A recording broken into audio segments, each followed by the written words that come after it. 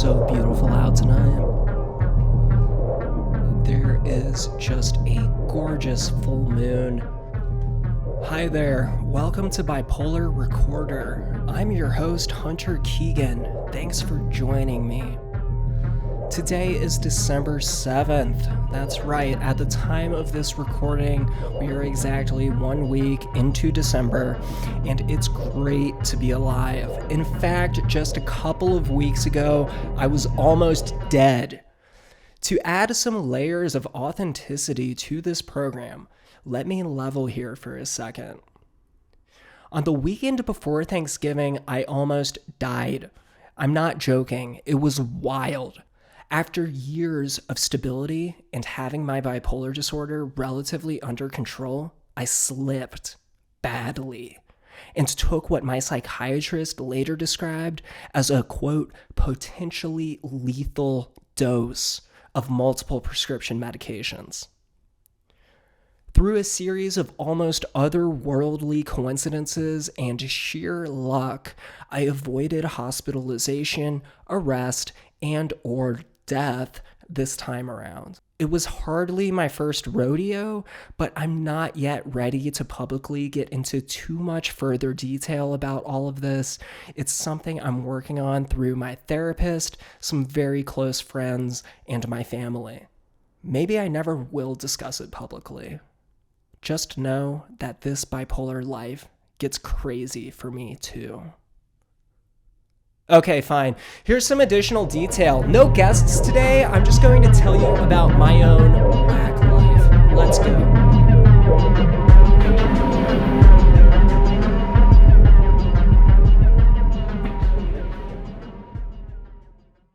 You're listening to the latest dose of Bipolar Recorder.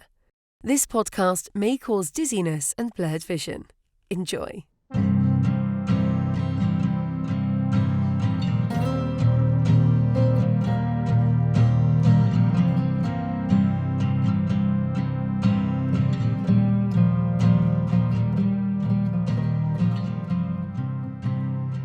I'm not gonna lie, this is super hardcore, and I'm sharing it because I think it's extremely important to talk about these things in a transparent way. As far as content warnings go, I guess this is going to involve a lot of detailed talk about drug addiction and suicidal ideation. For everyone who is sticking around, let's get started. So a couple of weekends ago, after returning to semi-consciousness from a complete pharmaceutical-grade blackout, I realized that regrettably, after 6 years and 11 months of sustained abstinence from hard drugs and alcohol, I had crossed a line, and I could no longer consider myself on a path of healthy living or harm reduction. Furthermore, surviving those potentially lethal doses was a massive wake-up call that my major depressive episodes can still become extremely dangerous, even though I may only encounter them once every couple of years. I've always taken a pretty unique approach to how I regulate the substances that I use and how I exercise harm reduction. Really, the number one thing for me as an individual is that I absolutely cannot consume alcohol, and I'm really good about sticking to that these days. Alcohol was a major crutch for me, and it was really messing up my life in my early 20s, and I'm thankful that I'm no longer using it. But over the last year, the harm reduction that I was practicing had gone from no alcohol but occasional weed is okay to no alcohol but weed is fine whenever and mushrooms are also okay sometimes to basically anything that isn't alcohol is fair game. Now, I felt really freaked out when this relapse happened. Not necessarily because I easily could have fatally overdosed, but because I thought the relapse had effectively occurred out of the blue. Why had this happened? It seemed so random and so dumb. One of the first things I did after somewhat regaining my senses was email my therapist and get in with her for an urgent appointment. Miraculously, and because she is awesome, she was able to carve some time out of her Saturday night to speak with me. I've never had a therapist who offers that type of availability. I am absolutely blessed to have someone like that in my life. When I spoke with her that evening, I started by saying, I've come to the realization today that I have some very real addiction issues that are resurfacing. This wasn't exactly news to her. We commonly discussed my historic addiction to alcohol and other drugs, and lately we'd been talking a lot about my possibly problematic use of marijuana and some other stuff that I'll get into later.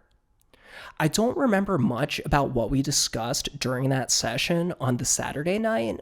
I think I may have still been under the influence of the narcotic medications I had taken the day previously. But the key takeaway was that as I spoke with my therapist, I realized that the relapse was actually the logical culmination of several months of escalating behavior and was intimately tied to an ongoing depressive episode that had steadily crept up on me and gotten out of control. Here's an abridged version of the general timeline and events that led up to my crisis situation. Explaining the full list of events and how they were significant would be confusing and overly lengthy, and frankly, I'm not comfortable going too deep into it, but here's what I can share. Virtually the first half of 2022 was going great for me. But back in May, I had to break up with my beloved girlfriend. And I'm not trying to be flippant about this. I was genuinely madly in love with this woman. But an unexpected revelation came about that was so messed up that I couldn't conceivably continue being with her. The breakup was really messy, and my ex began stalking and harassing me in the aftermath. Soon I had to get law enforcement involved, and sadly, the woman who I'd been deeply in love with for nearly 2 years was a cause of distress and turmoil in my life. This was a pretty fucked up way to start the summer. To make matters worse, before the breakup, we had been seriously planning on moving to a new town together. I'd dreamed of relocating from my hometown in Northern Virginia for years, and I had spent a lot of time preparing for the move with her factored into the equation. When our relationship abruptly ended, it also destroyed important plans that I had made for living arrangements. Not only had the most important relationship in my life disintegrated, but the lease on my apartment was rapidly drawing to a close, and I no longer had any idea where I would be living after the end of July. Around this time, I began experiencing hypomanic episodes about once every couple of weeks. Because I'm on medication, they didn't get too out of hand, but I did notice myself feeling euphoric, having racing thoughts, staying up super late, and exhibiting very goal-directed behavior in a way that was unusual for me. I'm 29 years old. Aside from when I was attending college, I lived my whole life in my hometown, sort of by default. I felt trapped. I knew for sure I didn't want to resign myself to remaining in Northern Virginia, but I wasn't exactly sure where I could move to. My parents still lived right down the road from me, and I decided to put most of my belongings in a rented storage unit and live in my parents' basement until I devised a more permanent living solution. From late July through early September, I was staying at my parents' place on weekdays and then traveling to various locales on weekends, trying to find a desirable place to relocate to. I love my parents, but often we don't get along well, and my mom is particularly triggering to be around. Like me, she lives with mental illness. However, unlike me, she is not in treatment. And it's awful, but if we're in the same room for more than a couple of minutes, we get into intense screaming matches with each other, and it's really bad for maintaining mental equilibrium. Also, I was using psychedelic mushrooms pretty heavily. I actually mentioned my use of mushrooms at least once in the Mental Health Chill Zone episode of Bipolar Recorder, and possibly on a couple of other episodes from the summer. While in my own experience, psychedelic drugs are fine in moderation, I was starting to do large doses of shrooms nearly every weekend. It was pretty juvenile, to be honest with you. I would basically hide in my parents' basement or backyard and listen to music through headphones while tripping balls. For the most part, the trips went well. I still maintain that psychedelics are rad, but I think that going through the emotional and spiritual intensity of a strong mushroom trip isn't something you should just do on a totally casual basis, even if you're neurotypical for that matter. I also started participating in this kind of religious thing called Chapel of Sacred Mirrors. It's organized by an artist named Alex Gray, who has designed album art for the band Tool and also orchestrated elaborate multimedia art installations at festivals like Burning Man. He's a pretty cool dude, and he and his wife host virtual gatherings once a month where people chat and share their artwork with each other. It's sort of cool because Alex often provides his own constructive feedback, and it's interesting to hear what he has to say as an established artist. There's a strong psychedelic drug aspect to Chapel of Sacred Mirrors. It's not like you're required to be a psychonaut or anything to join. All are welcome for a nominal fee, but it's definitely an atmosphere that is supportive of alternative states of consciousness. And because I often benchmark my lifestyle choices against what others around me seem to be doing, this sort of encouraged me to continue pushing my use of psychedelics further. This is not a reflection on Alex Gray or Chapel of Sacred Mirrors, but it's a flaw in the way my own brain works. Around the same time, I moved back into my parents' place and started having these crazy conversations with Alex Gray. I met someone in my professional network who was pretty noteworthy. He piqued my interest because he'd done proper TED Talks and things of that nature. He also knew lots of people in the healthcare field and was a professional keynote speaker. We connected and I learned more about him. His story was actually pretty wild. He was a former Hollywood big shot who'd run into some rough times about 15 years ago, and it fundamentally changed his perspective on things, and now he's sharing that perspective with the world. How cool! Anyway, he told me he'd put me in touch with some really well-known people. But first, he explained he'd need a video of me doing some sort of presentation that he could pass along to his network.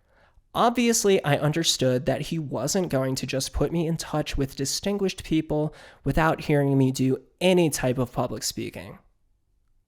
So, while somewhat hypomanic, I ran with this idea and wrote a 20-page long speech about social stigma that surrounds mental illness. Then I parsed it down to a 2-page highlight version and ended up recording a video of myself delivering the speech. Although the final video is only about 3 minutes long, it was actually a major effort on my part. I conducted a bunch of background research and identified legitimate sources to formulate my talking points. I spent hours memorizing and practicing the speech so I wouldn't have to use note cards or prompts. And I also coordinated a filming location and bought camera equipment. It was a lot to handle. Keep in mind, I also have a full-time day job and am a working professional. So it's not like I'm just sitting around all day fucking around. Like, I do have a professional life that I attend to, and I was doing this additional project on top of my day job and all the other stuff that I do for mental health advocacy, for my music, for my artwork, things like that. Long story short, this guy basically ghosted me, which I was prepared for. I run into people like this all the time, but it still pissed me off. I put on a suit jacket and everything for that video.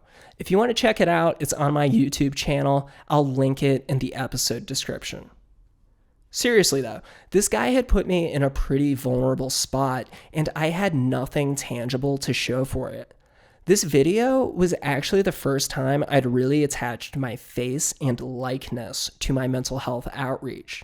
Normally, what I do is through podcasts or books or music, things of that nature. You may notice that in older photographs of me on social media, my face is usually obscured. This guy had actually encouraged me to take a big risk with personal and professional consequences, and I had taken that risk with the understanding that he would at least watch my little 3-minute video. So, this situation was pretty not cool, but instead of retracting the video and hoping no one had seen it, I decided to run with it and keep my face out there. This constituted a sea change for me. After leaving the video up for a couple of weeks, I realized that by showing my face more, I was humanizing myself, and my outreach was beginning to find a wider audience. I don't give the guy who ghosted me any credit for this. I think this was bound to happen sooner or later. Anyway, if you go to my Twitter page and stuff, now you can see what I actually look like. Be sure to follow me while you're there. By September, I'd decided it was absolutely time to get out of my parents' basement.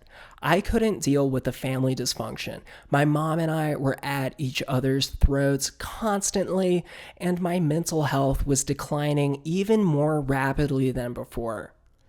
After much deliberation, I decided that I would move 200 miles south to a city called Roanoke, Virginia. Located in the gorgeous Blue Ridge Mountains, Roanoke is a cool, laid-back area with refreshing southern charm and a dope industrial vibe. I really like it. I found a fantastic house to rent in a quiet neighborhood just outside of downtown Roanoke, and the next thing I knew, the nightmarish sprawl of the greater Washington, D.C. area was literally in the rearview mirror, and I was headed south to begin the next major chapter in my life. I wasn't sure exactly what that chapter would or should be about, or how it would begin. Please understand that I am not trying to just whine about my life here. I think my life is pretty awesome in most ways, but these are a ton of what professionals call life disruptions. A sudden, intense end to a cherished relationship. Professional stressors when it came to my day job and moonlight projects, and excessive drug use, and of course, a major relocation to an entirely new city where I didn't have any friends, family, or other human support systems.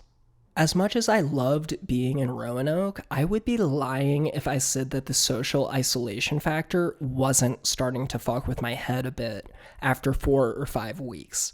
I found myself heavily using an easily accessible drug called nitrous, which is an inhalant that creates a very strong dissociative anesthetic effect for about 10 to 15 seconds at a time. Some people call it hippie crack.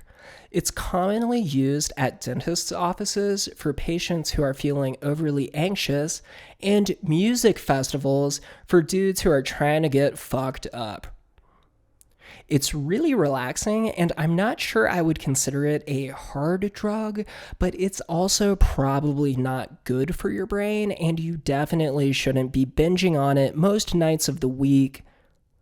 I was also starting to use a ton of marijuana, and I was spending a shitload of money on both nitrous and weed.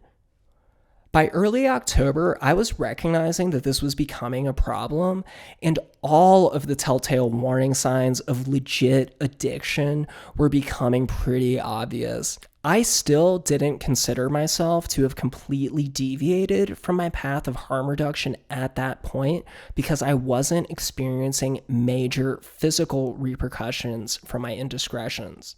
Still, throughout autumn, my therapist and I frequently talked about reducing my use of nitrous and weed, but I found it difficult to let go of at the time. Can you imagine that? Who would have thought? Who would have thought? Then, in mid-October, my ex-girlfriend began calling me. She would call me literally hundreds of times a day using some sort of software that would send the calls through from a different number each time. So it was difficult to block her and screen her calls. She went onto all of my social media accounts and started posting old photographs of us together and started begging me to call her back with the threat of self-harming. This went on for weeks and was extremely stressful for me. I thought that after I moved away, she'd have lost interest, but now she was harassing me more than ever. It was so stressful that I actually had to take time off from work because I was so anxious that I couldn't concentrate on anything. I know that sounds ridiculous if you've never experienced clinical anxiety, but it seriously sucks and can be completely debilitating when it gets really bad. This either coincided with or directly triggered a major depressive episode that was marked by apathy and chronic insomnia. From mid-October through the end of November, I was sleeping 2 to 3 hours a night at most. Lots of nights I wouldn't sleep at all. It was completely exhausting and eerily reminiscent of a brutal depressive episode that I had in late 2017. I had already scheduled a bunch of interviews for Bipolar Recorder throughout November, so while all of this was going on, I recorded a ton of new audio with some great guests. 3 of those episodes have already been released, and I hope you check them out if you haven't already. Here's a key point. I genuinely did not realize how severe my depression and substance abuse issues were becoming at the time. I knew I wasn't doing great mentally. Lots of my friends were starting to express concern, and so were my psychiatrist and therapist, but I had no idea that something so dangerous as a potentially lethal situation could be right around the corner. I was primarily focused on my day job, working on this podcast, and putting some final touches on a new solo album that I'd spent the last year recording. The week before Thanksgiving felt fairly normal to me.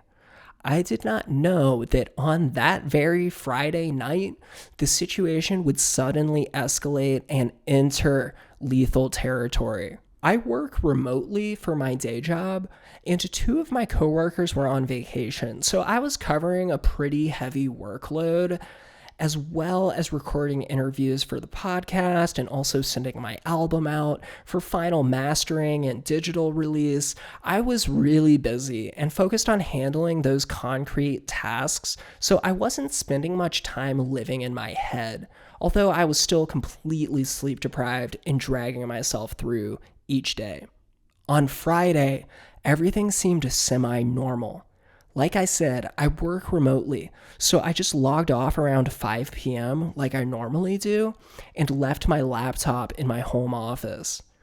The guy who mastered my album for me had mailed me a couple of physical CDs with the final album on them, and I remember being really stoked about that. So it wasn't like I was in a headspace of total gloom and doom. I actually had some positive things going on. But over the last 3 months or so, I'd had this recurring urge to take an excessive amount of a certain prescription medication. I particularly fantasized about combining the medication with a cheap Cabernet and blacking out. I now realize that this may constitute a form of suicidal ideation. I never really brought this up with my therapist before the crisis situation because I thought I was somehow being internally overdramatic and didn't want to freak my therapist out unnecessarily. Without going into too much detail about specifically what happened and what life or death outcomes I was pursuing that night, I think that what I can say is that there is an extremely important reason why I originally stepped away from using hard drugs 7 years ago. When I say hard drugs, I'm not talking about weed and psychedelics or even nitrous. I mean things like alcohol, amphetamines, opiates, benzos, etc. Those are drugs that can literally ruin your life, and for people like me with addictive tendencies and who are attracted to high-intensity experiences, all it takes is one really fucking stupid judgment call to send you on an escalating path of poor decision-making with potentially catastrophic outcomes. Why take one pill when you could take 5? Why stop at 5 when you could take 20? Why not see what happens? Well, fuck around and find out. It's a straight up miracle that this crisis situation did not land me in a hospital, morgue, or jail. This is what I sometimes jokingly call the quote unquote rock and roll outlaw lifestyle. And that lifestyle is fun for about 2 hours, and then it gets super not rock and roll super quick. Let's bring it back full circle, Pulp Fiction style. After I blacked out and woke up the next day, one of the first things I did was email my therapist. I did not tell her the full scope of what had happened in the email. I just vaguely said that I'd fucked something up and needed to urgently speak with her and possibly go to a hospital, which I realize actually sounds really alarming and is probably why she got back to me so quickly. In this case, I'm extremely fortunate that my therapist is responsive, comfortable with navigating intense mental health situations, and has a vested interest in my genuine well-being. Not many therapists are truly like this. She was able to speak with me for an hour later that evening, and together we developed a sort of impromptu recovery plan to help me stay safe as I stabilized. I've spoken on the show before about the importance of having emergency crisis plans in place, and situations like this are exactly why. I should have already developed this plan as soon as I moved to Roanoke, but it was one of those things that I never seemed to get around to. Part of the plan I agreed on with my therapist was that I'd come back to Northern Virginia for a few days and stay with my family so I wouldn't be totally alone.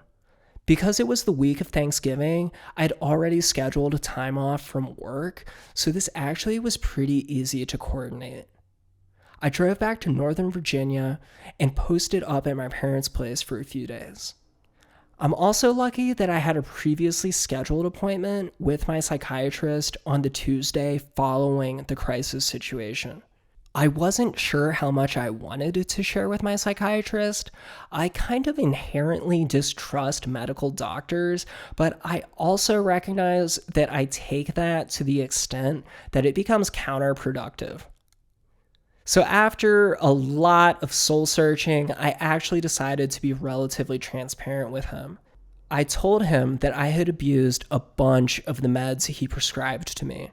He was extremely concerned after I told him the dosages I had taken, and he was actually the first professional to directly apply the term crisis situation to my state of affairs. He also described the amount of medication I had taken as being potentially lethal.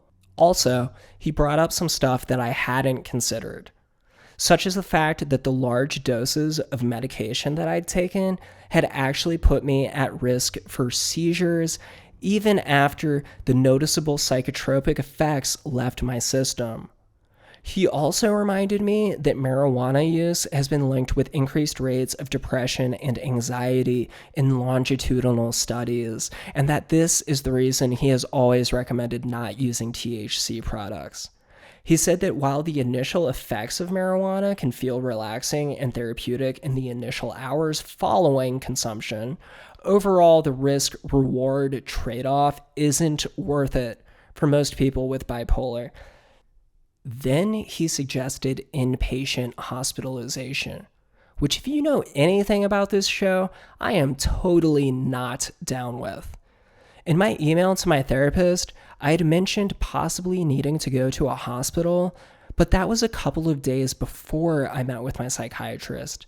And at that point, I was no longer at imminent risk of harm and saw no reason to voluntarily go to a hospital and potentially end up being kept there for observation against my will. I carefully reassured my psychiatrist that inpatient hospitalization was not necessary and succinctly outlined the recovery plan I'd developed with my therapist, calmly emphasizing that I was no longer in imminent danger and some other magical wordsmith shit that convinced him I wasn't going to do something really stupid again. He made some adjustments to my cocktail of medications, including explaining that he could no longer ethically prescribe certain meds to me, which I understood given the circumstances. He also asked me to remain in close contact with my therapist and to schedule a follow-up appointment with him for the following week, instead of a month out like we normally do. He asked me to notify him immediately if there were any issues with getting the new medications filled or if I experienced unexpected side effects from the new medication. The last couple of weeks of November were incredibly rough. I had never felt so depressed since 2017, but something kind of incredible happened, which is that I had an intense spiritual experience while meditating the day after Thanksgiving that felt very much like a religious awakening, and ever since then, I've felt a tremendous weight lifted from my shoulders. It was pretty trippy and was accompanied by an interesting hallucination that felt as if something was gently pushing down on me in a comforting way.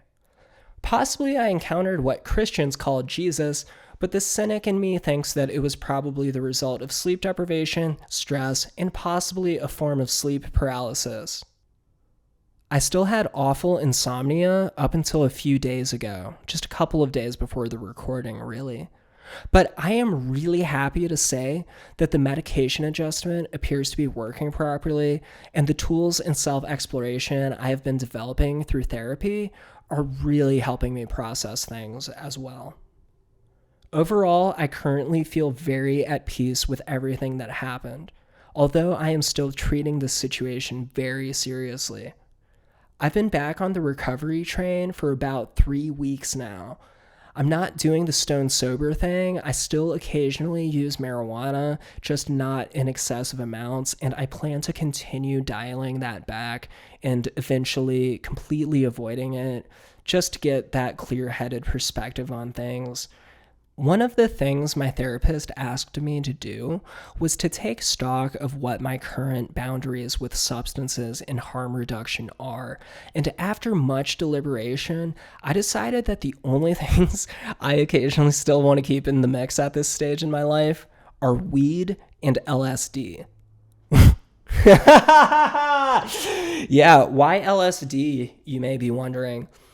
Well, because compared to other psychedelics in my experience, LSD is relatively clear-headed, clean-feeling, and lucid.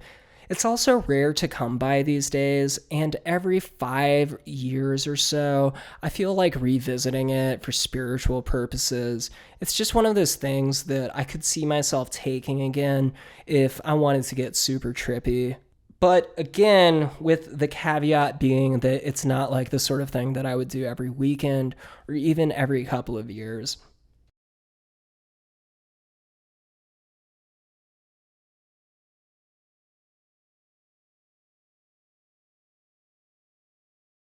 That is a glimpse behind the bipolar recorder curtain. Ironically, over the last 6 months, numerous people have started referring to me as some kind of role model or enduring success story. But what I've always said and still stand by is that there will always be bipolar trials and tribulations, and I will continue sharing them with others as I personally navigate them. If that resonates with people, that's phenomenal, but I'm not trying to be any type of role model, and I'm never trying to tell other people how to live their lives. I just want to be clear about that. So lately, I've kind of been thinking to myself, do I have a mental health role model? I mentioned before on the show that when I was a teenager, my heroes were guys like Kurt Cobain and Lane Staley, both of whom lost their lives as the direct result of drug abuse and mental illness. So who is my mental health role model now? I've been trying to narrow it down and project my current values onto somebody else. I brainstormed a bit and couldn't determine a true mental health role model, so I came up with the following honorable mentions that are still pretty questionable. The first is Carrie Fisher. Rest in peace. I can't stand Star Wars anymore. It has completely oversaturated Western culture, but she's kind of the OG high-profile bipolar activist. I'm also jealous of the crafty titles of her memoirs. She titled her books stuff like Wishful Drinking and Delusions of Grandma, and I think that shit is perfect and hilarious and on point. We also have a weirdly similar style of writing and structuring stories, which I think is kind of cool. The second was a much more obscure individual named Dianne Arbus. Rest in peace as well. Dianne Arbus is somewhat of an obscure photographer, an artist who was active in the 1960s. I saw an exhibition of her work at the National Gallery of Art in Washington, D.C. several years ago and read about her life. I found out that she actually lived with bipolar disorder, and I was deeply moved by her photography, which primarily highlighted individuals who were social outcasts in the 1960s and even now. So she would take photos of people like quote-unquote circus freaks, or gay people, or people with disabilities, and so forth. Her important work shed light on marginalized communities and earned a degree of notoriety after being featured in popular magazines. I have a quote from her here, actually, that I think is really, really interesting. She once wrote a letter to a friend, and she was describing how she felt. She wrote, "I get filled with energy and joy, and I begin lots of things or think about what I want to do and get all breathless with excitement, and then quite suddenly, either through tiredness or a disappointment or something more mysterious, the energy vanishes, leaving me harassed, swamped, distraught, frightened by the very things I thought I was so eager for." Dianne Arbus died by suicide when she was 46 years old. Are these two individuals better role models than Kurt Cobain and Lane Staley? Maybe. They still died tragically, but they lived longer at least, right? So I guess I followed in Carrie Fisher's footsteps by writing a memoir about my own experiences with bipolar disorder and drug addiction, despite the fact that I'm not a household name or pop culture icon. Every little bit helps. I actually wasn't very familiar with her work until after my own book was published, so it was really interesting to me that there were parallels between our experiences, despite her being rich and famous. As for Dianne Arbus, I actually wrote a song directly inspired by her photography a couple years ago. It's called Cradle, and I included it on my 2021 album with my band Last Known Images. It's a song about social isolation and desperately trying to establish meaningful human contact. I actually incorporate the intro to Cradle in the segue to the end of each installment of this podcast. If you're curious, check out the full track on Spotify or Apple Music or whatever you use. I'll include the link in the episode description. These bipolar heroes and anti-heroes are evidence that humans can be inspired by each other. But that doesn't necessarily mean they need to be carbon copied and artificially recreated. They're sort of like general points of reference for me. To me, Cobain, Staley, Fisher, Arbus all reflect aspects of my creative personality type and endured highly relatable experiences that also shaped their work. That's my current takeaway. When I was younger, I was drawn to them not just by the art they created, but because of their infamy and rock and roll outlaw lifestyles. Now that I'm almost in my 30s, I think I'm getting better at separating the negative elements of those people from the ones that inspire me in a positive way. You don't have to do heroin to write awesome music. You don't have to slit your wrists to leave a legacy. It would have been cool if they lived longer and had the chance to share more of their projects with the world. Where are we going and where have we been? A question for the ages. As grains of sand pass through the cosmic hourglass, the meaning we ascribe to significant life events evolves. You may not look at an event the same way years later as you did on the day it happened. But trauma linked to mental health crises are not only something that can fuck with you. It can also become the impetus for personal growth. Processing trauma and working through trauma is very challenging and uncomfortable. It requires you to put yourself in a position of vulnerability, open yourself to what's messing with your head, and actively reorient your patterns of thought and the messages they're sending to you on an emotional level.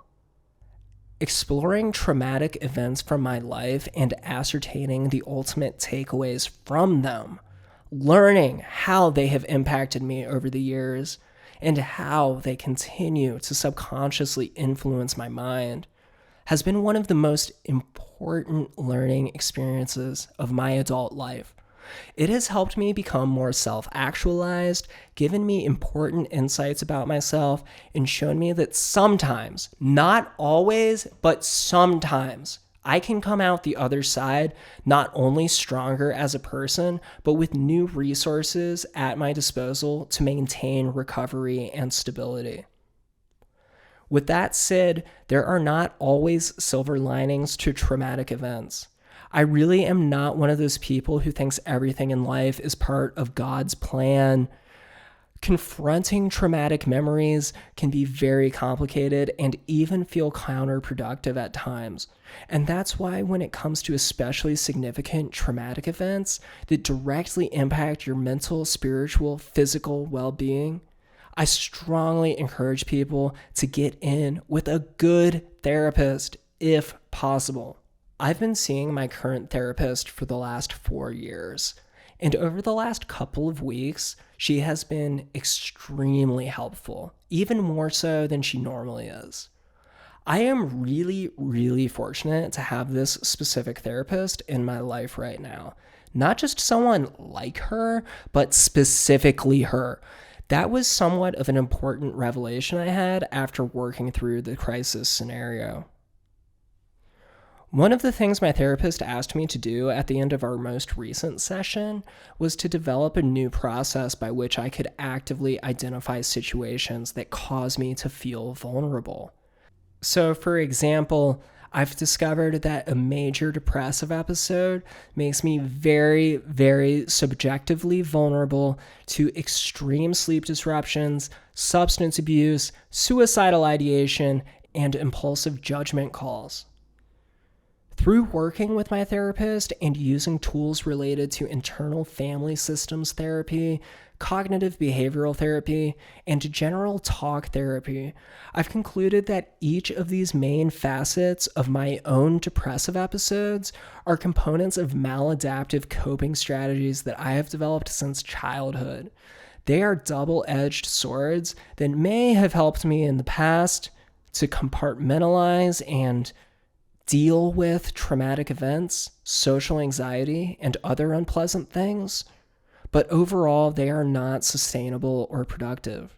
They can literally kill you. This doesn't mean I hate myself or anything. It means that these are really important factors of my life experience that I always need to recognize and pay careful attention to when they emerge. Even if it's just a low-key background thought like, hey, I should drive to the liquor store today. That's something that I need to remain cognizant of, even if I don't immediately really think I'm going to follow through with that plan or behavior. This situation has truly been a major wake-up call for me, and it's unfortunate that it resulted from taking things too far and crossing the line. I had been doing really well for years and sort of forgot that, oh, yeah, there's a really, really important and deep-seated reason why I stopped fucking around with the hard stuff all those years ago. When my therapist asked me to identify when I may be feeling vulnerable and thoughts or moods may start becoming overwhelming, I realized after the session that I first needed to define vulnerability. This wasn't really what she had asked me to do, but I felt like it was important, so I ran with the idea, and this is the definition I came up with late one night. Vulnerability means feeling emotionally sensitive and open to all thoughts and feelings, even if they are uncomfortable. Being in a state of vulnerability sometimes feels like nervousness, a fluttering in your stomach, a skip in your heartbeat. But it is really an act of self-compassion. It allows you to explore yourself in new ways that you may not have thought of before. Allowing yourself to be vulnerable can seem difficult, but really it's our most natural state to be in. As humans, we learn to create walls around ourselves and within ourselves. Experiencing vulnerability is the natural, effortless act of removing those walls and allowing yourself to learn from what lies beyond them.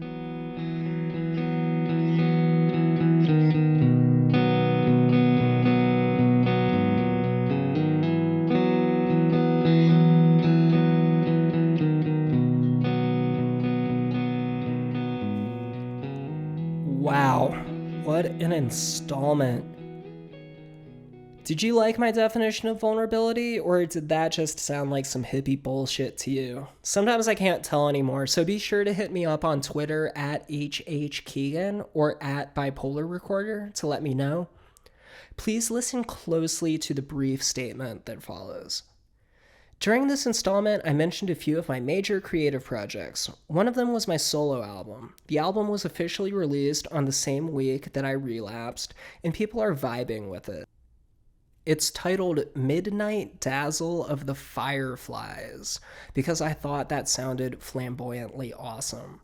My album with last known images that features a song inspired by Dianne Arbus is called Isolation, and the song itself is called Cradle. All of my music is officially out on Spotify, Apple Music, Bandcamp, etc. Just search for Hunter Keegan or Last Known Images. Check it out if you'd like. Additionally, in 2020, I wrote a memoir called My Brain is Trying to Kill Me. That's another major project of mine. It can be found on Amazon in Kindle and paperback formats. And then I have a short story called Alice Head Creeps floating around out there too. All of this is included in the episode description for those who are inclined to check that stuff out. That's enough administrative info for now. I really hope you all got something out of this installment. It's been a really long time since I've had a major bipolar event, and I'm still navigating the fallout of this one. I just wanted to say that I am super grateful for my close friends who have been supporting me through this time, my dysfunctional parents who periodically let me crash at their house when things go wrong, and my therapist and psychiatrist who really stepped up to the plate and instead of panicking and trying to force me into a psych hospital, carefully, respectfully, and non-judgmentally listened when I explained the situation to them. I also wanted to advise that lots of people contact me with stories of their own and messages of support, which is awesome and humbling, and I love to hear it. I do read and appreciate everything I receive regarding this project. Keep sending it. I plan to be back with another installment of Bipolar Recorder soon. There's about 10 hours of audio that I recorded in November that I still haven't gotten around to editing just yet. Keep an eye out for that over the coming weeks. Okay, so I believe that this has been enough of me talking for this installment. Thanks for listening to my voice. Be sure to tell your friends about Bipolar Recorder or visit bipolarrecorder.com to support us. Or check out my various creative projects. Posting about this show or any of the projects that I do on social media is actually extremely helpful and it's totally free. Spreading the word and supporting Bipolar Recorder helps keep the podcast running, fosters social progress, which sounds insane, but it really is, which has been blowing my mind. It's like we actually have these messages resonating with people now, and they are making a difference. The stories that we share together on this show really do unite people and educate people and instigate social change, and that's incredible. It also shows people that you're super cool. For real. My name is Hunter Keegan. This was installment 29 of Bipolar Recorder. Thanks so much for listening and have a safe day, evening, or night wherever you are. Peace.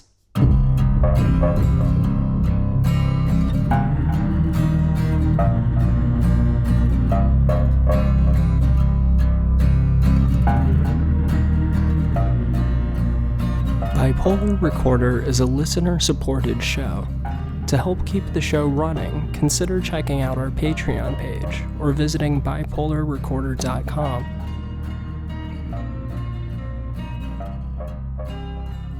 Unless otherwise stated, the hosts and guests on Bipolar Recorder are not licensed mental health professionals. Bipolar Recorder is not a substitute for therapy or professional medical intervention. If you are having a mental health crisis, please contact your local emergency services.